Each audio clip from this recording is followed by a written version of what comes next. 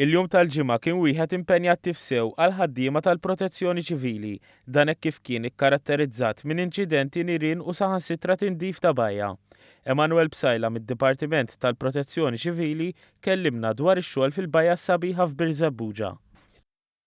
Il-ħidma hawnhekk prattikament kif daħlitilna minn Transport Malta li hemm il-kontaminazzjoni, niżilna ovvjament mar il-manager biex jispezzjona x'inhi u x'għandu bżonn.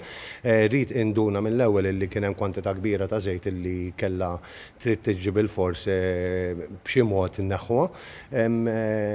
Batna għar-rekluti li kienu qegħdin jagħmlu t-taħriġ tagħhom ġewwa Ħalfar u prattikament bdew jiġbru dan it-tip ta' żejt minn wiċċ il-baħar. Tindif ta' bajja diġà jitlob tul ta' ħin, iżda apparti dan il-ħaddiema u r-rekluti l-ġodda tal-Protezzjoni Ċivili kellhom xogħol ieħor siewi li rridu jagħmlu. Kellna road traffic accident ġewwa Ħall-Qormi, kellna wkoll persuna oħra ġo Ħażebbuġ illi morna nassistu. Kienet ġurnata impenjattiva ħafna, mbagħad għall-ħabta tal-10 ta' filgħaxija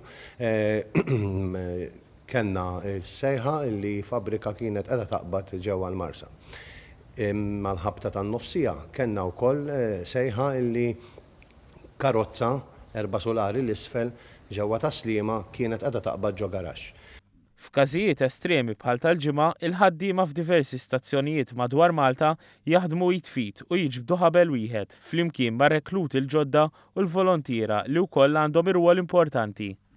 L-rekluti li minn barra kienu qegħdin jaħdmu fuq il-bajja sabiħa, daw flaxija rġejna sejjaħnielhom u mnalla kienet l-għajnuna tagħhom għaliex użajna ħafna minnhom kemm biex nitfu n-nirien li ħakemm il-fabrika, kif ukoll biex stajna ninżlu u nkomplu naħdmu bil-BAs, ġifieri bl-apparat li nilbsu madarna biex inkunu nistgħu ninżlu fid-duħħan ġewwa Taslima.